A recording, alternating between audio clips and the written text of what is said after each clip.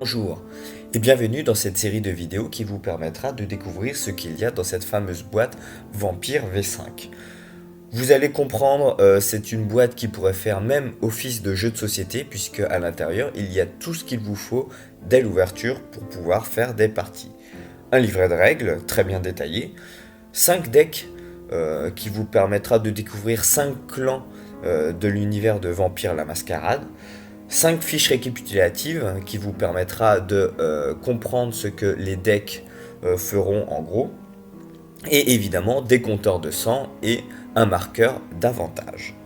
Évidemment, nous, ce que nous allons voir dans cette série de vidéos, c'est comment jouer les decks de la boîte. Et bien sûr, si vous voulez sortir de l'expérience de jeu de société, c'est comment améliorer les decks que vous allez pouvoir trouver dans la boîte via d'autres produits de Black Chantry Productions.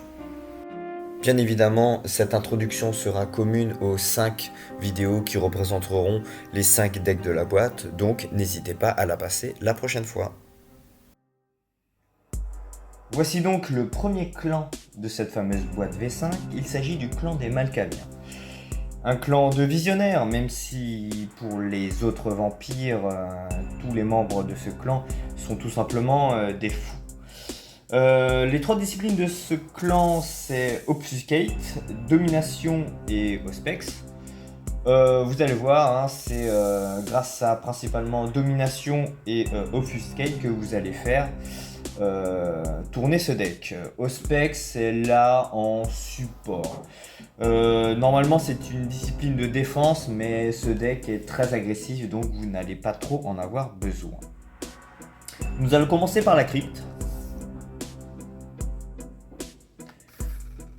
Voici donc Alexander Silverson, probablement l'un de vos meilleurs vampires, un vampire capacité 8 qui peut sortir en 2 tours, c'est plutôt bien. Il a les 3 disciplines de clan en supérieur, et en plus il est prince. Il a un petit pouvoir, mais il ne vous servira pas parce qu'il est utile que quand on appelle des votes, et nous n'en appellerons pas dans ce deck. Il est accompagné aussi par 2 autres princes.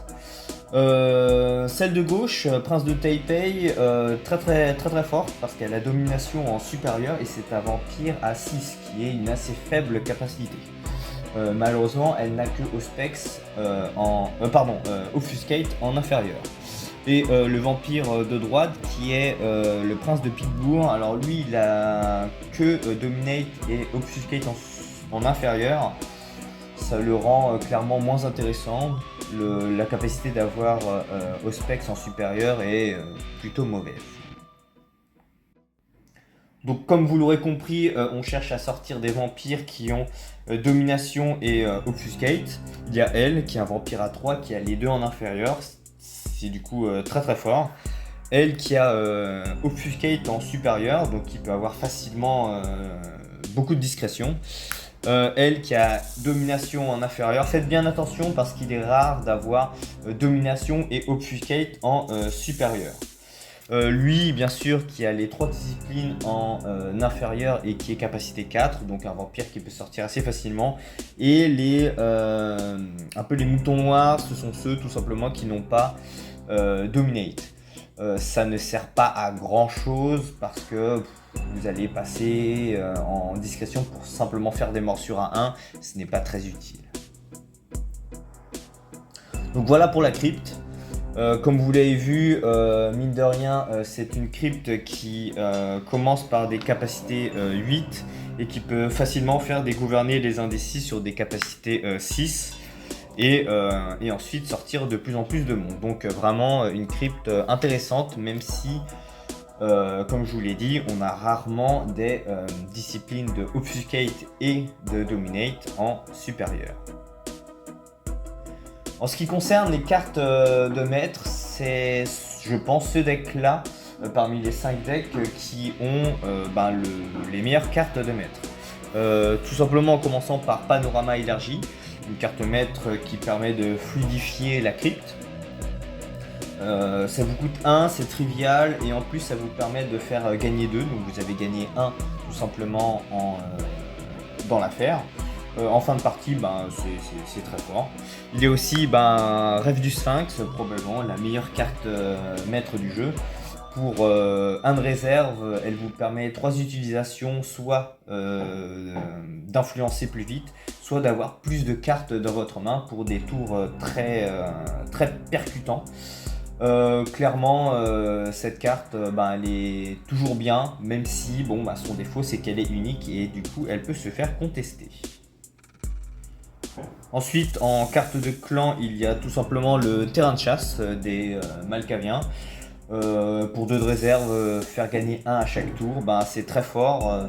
Vous n'avez pas réellement de problème de sang, mais récupérer du sang, c'est toujours intéressant.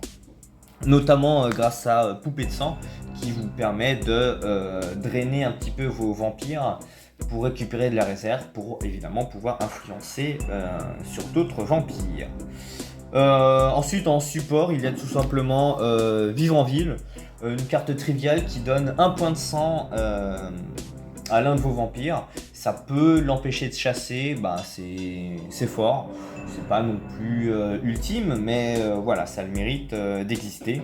Et évidemment, la zone, une carte maître qui vous permet de vous défausser. Si jamais dans votre main vous avez trop de cartes de discrétion et pas assez de cartes de morsure, cette carte est très bien. Bien, maintenant nous allons voir tout simplement les actions de ce deck. Vous allez voir, il n'y en a pas beaucoup. La principale, diriger les indécis, un classique. Pour 1 point de sang, une morsure à plus 2 ou pour 1 point de sang et 1 de discrétion, mettre 3 points de sang sur un vampire plus jeune incontrôlé. D'où l'intérêt de sortir des vampires plus vieux en premier. Donc c'est vraiment la carte clé, la carte angulaire du deck. Des bonus de morsure ou la capacité de sortir plus vite. C'est très très fort. Il y a aussi Révélation, une carte très technique et vraiment très bonne en réalité. En inférieur, elle vous permet évidemment de regarder la main d'un joueur et de défausser d'une carte. Ça vous permet surtout principalement de défausser des déflexions, qui est un petit peu votre hantise, parce que si vous partez en morsure, à faire des grosses morsures en discrétion, si le joueur en face il a des déflexions, des moyens de rediriger ses morsures, ça peut ne pas vous convenir. Donc ça vous permet tout simplement de retirer les déflexions. Ou en supérieur, utile mais moins pratique, ça vous permet tout simplement de dire à votre proie de jouer sa main ouverte. Ça vous permet donc dans un tour de savoir si cette personne a des déflexions ou tout simplement des moyens de défense. Le problème c'est qu'en supérieur, la personne peut venir évidemment utiliser une action pour venir casser cette carte. Donc en général ça ne dure qu'un seul tour. Donc autant faire défausser, regarder la main du joueur et faire défausser la déflexion qui vous embête. Pas beaucoup d'actions dans ce deck, mais des actions clés, donc vraiment très fortes. En revanche, le deck vraiment brille sur tout ce qui est action modifieur. Donc par exemple, il y a Perdu dans la foule, l'une de vos capacités de discrétion principales. En inférieur, 1 de discrétion, en supérieur, 2 de discrétion. Clairement, avec ça, vous passez facilement à travers n'importe quelle défense. Vous pouvez le combiner en plus avec Nuit sans visage, donc une autre carte de discrétion très puissante. En inférieur, c'est 1 de discrétion.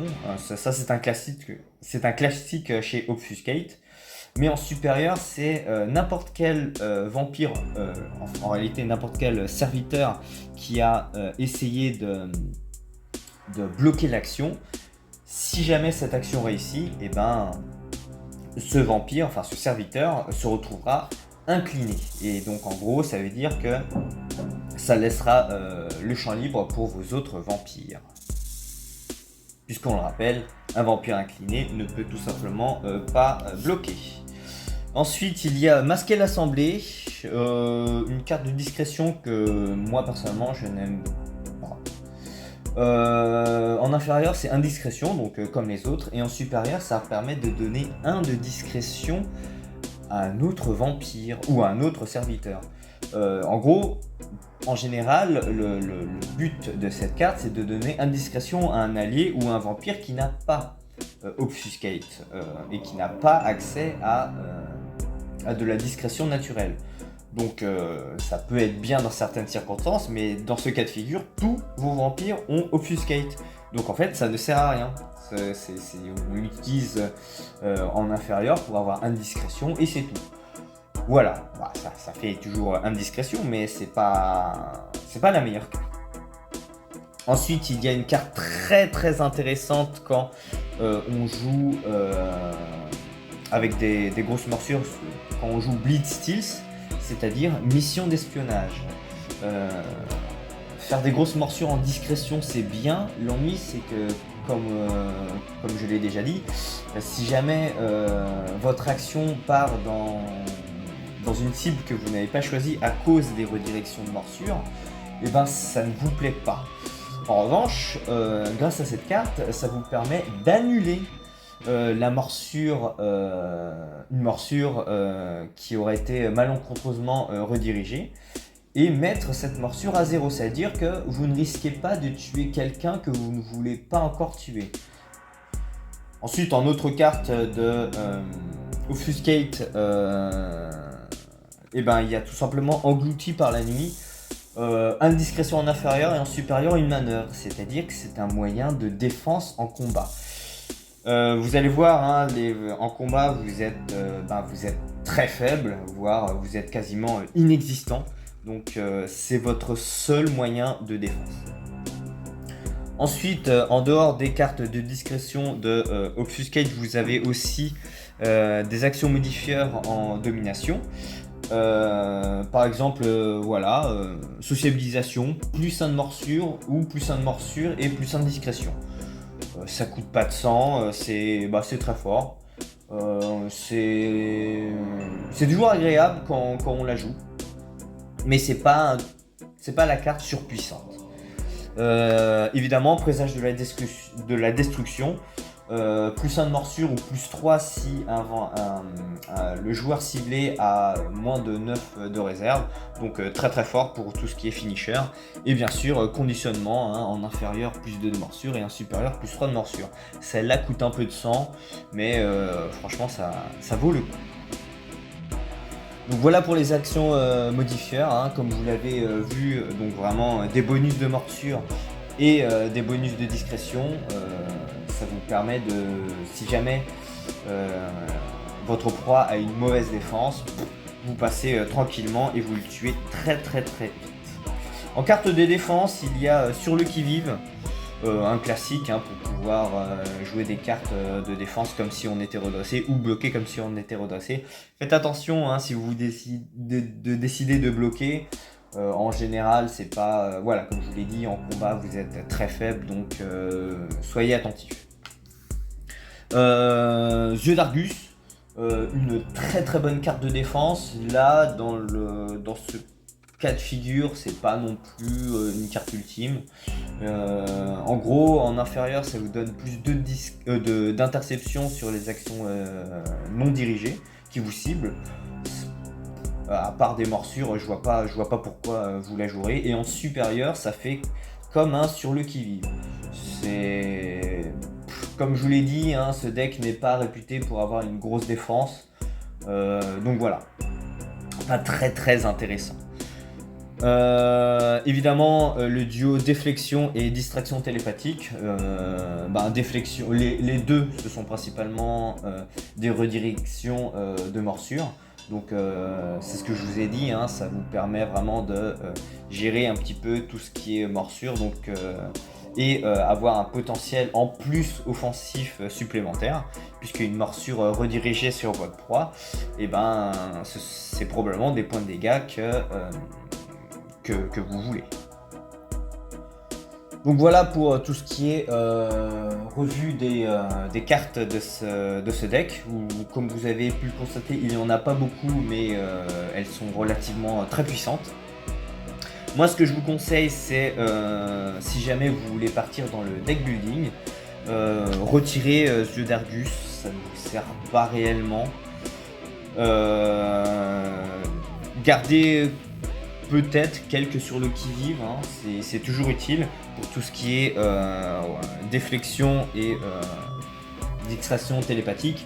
Moi, je retirais tout simplement distraction télépathique et mettrais que des déflexions. C'est plus stable. En inférieur, certains vampires ont domination en inférieur, donc même comme ça, ils pourront déflecter. Alors que distraction télépathique, il faut absolument avoir Auspex en supérieur. Donc c'est pas très intéressant. Maintenant, voilà, je vais vous dire plus ou moins les cartes que moi personnellement je rajouterais en provenance d'autres decks. C'est simple. Et bien pour commencer, il y a Serre, tout simplement un bon moyen de récupérer le sang de vos vampires qui vous permettra, ça vous permettra d'influencer sur d'autres vampires. C'est très fort, vos vampires en ont besoin pas beaucoup de sang.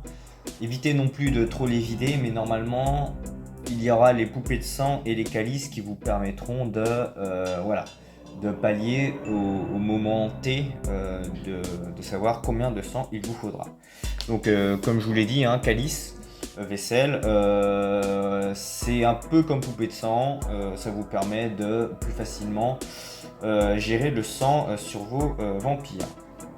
Il y a aussi un Pentex qui permet ensuite de bloquer un bloqueur qui peut être très casse-pied, une sorte de gros vampire qui a beaucoup d'interceptions posées. Ça peut vous poser problème. Pentex gère parfaitement ce cas de figure. Perfectionniste, très bon archétype qui vous permet de regagner du sang. Donc si jamais vous avez une bonne gestion de sang, ça vous permet beaucoup plus facilement de jouer les serres et de plus facilement vider vos vampires. Bien sûr, pour des sorties un petit peu fulgurantes, autoroute de l'information, très fort, hein, ça vous permet de sortir très vite beaucoup de vampires et submerger en début de partie vos proies. Et cavale aussi, un moyen de récupérer du sang, pas la meilleure, mais c'est toujours intéressant.